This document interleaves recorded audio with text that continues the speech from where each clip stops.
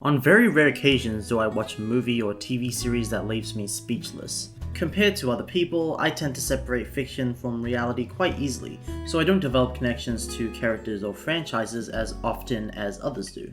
It's not rare, however, for a movie or show to tug at my heartstrings in the moment, but very rarely does it last beyond my initial viewing. So the impression that Cowboy Bebop had left me was a surprise to be sure, but a welcome one. Especially for a show that's so simple and straightforward at a surface level. I've known about Cowboy Bebop for a while now, but it wasn't until December of 2020 when I actually decided to watch the show. And if you see my older videos, you should know that I love Lupin the Third. And funnily enough, Cowboy Bebop's main character is actually based on Lupin. So why not give the show a shot? It's got a Lupin-inspired character, and it's been called a masterpiece by many. So in this video, we'll be taking a spoiler-free look at Cowboy Bebop.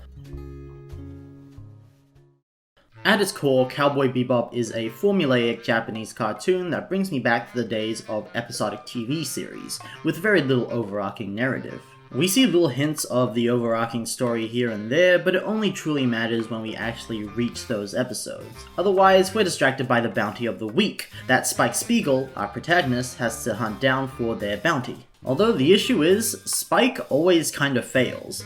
Not because he's bad at his job or anything, but because the bounties either keep dying or some other wacky shenanigans get in the way. The only form of real progression in the series is during the episodes that tell the larger narrative, which only makes up half the episodes. And even then, the status quo for the cast of characters barely changes. Any other episode outside of that is completely self-contained. As the crew travels across the galaxy attempting to collect bounties on their ship, the Bebop, they don't change. They don't learn, they don't grow. Time continues on as they head towards their next goal, hoping to find the money for food. It's not that complicated, and it doesn't have to be.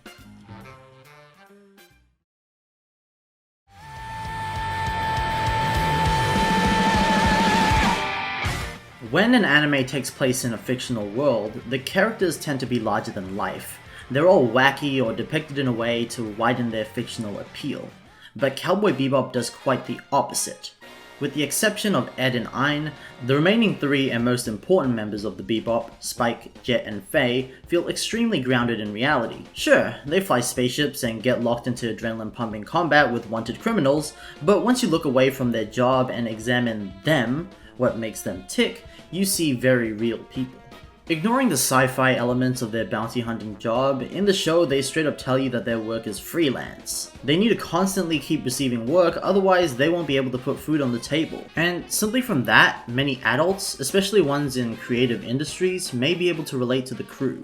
The three have ended up together because of their rough past, a continuing theme of the show. They're not together because they have common interests, they're not together because they make a good team, nor are they together because they respect each other. They just really have nowhere else to be. They're broken and they lean on each other because, well, that's really the best they can do. All three of them have a life they once cherished but are now lost. Spike is simply a bounty hunter because he needs the money. His original plan was to run away from the crime syndicate he was part of, with his girlfriend Julia. And as you can tell by his current living conditions, it all fell apart.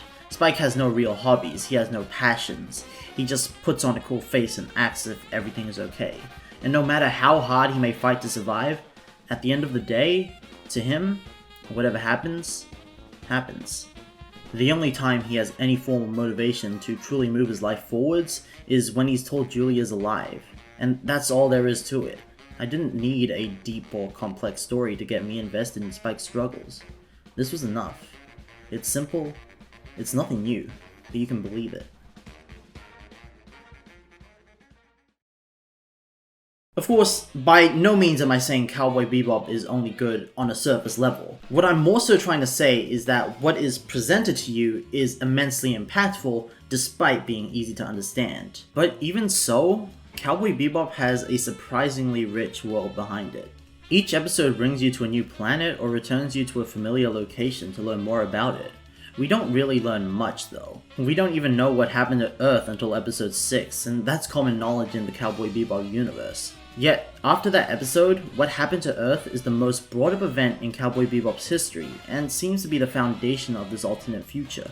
In the show, astral gates are used for hyperspace travel, and the first one of these gates to ever be built unfortunately exploded, destroying Earth's moon and rendering the planet as almost unlivable, which is why the show spends so little time on Earth, and why humans started to move to many different planets scattered across the galaxy.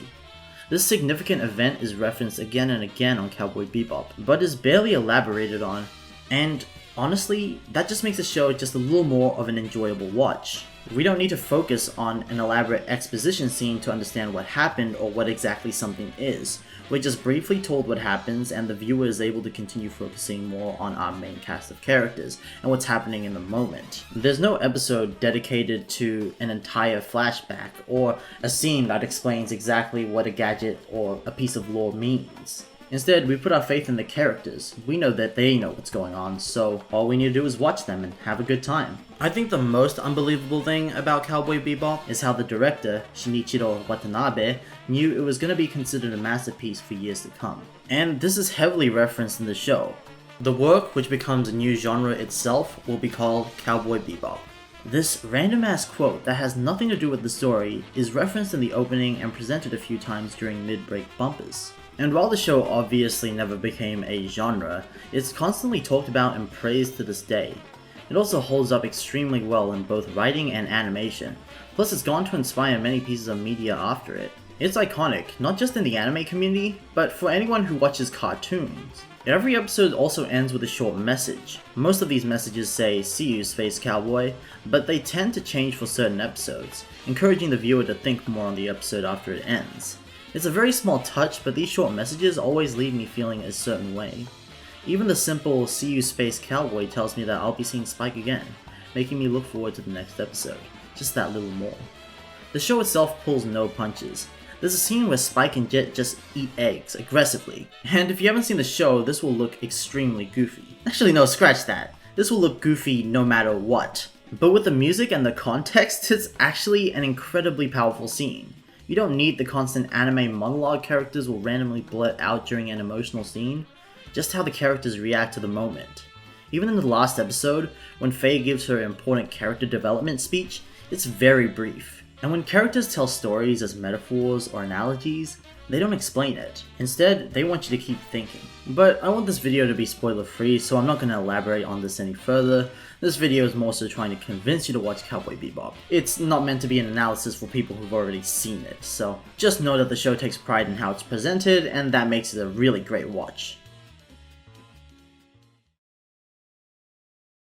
It is kinda hard to talk about Cowboy Bebop generally though without spoilers because of its simplicity. It has a straightforward story and knows it's gonna hit hard, and while it does get predictable with its formulaic structure, it's always kind of been the point, as the show is generally about the past, loss, and moving on, so it tackles the themes through this predictable way, but with a diverse range of characters who have vastly different experiences. I cannot recommend Cowboy Bebop enough. In fact, if I were to rate it, I would give it a 90%, which is pretty high. If you did enjoy this video, please give it a like, and if you want to see more and you aren't already, subscribe. If you want to interact with me directly, I do have a Discord server, and I also have a Twitter account that I tweet to. Very unfunny tweets though. I hope they're funny though.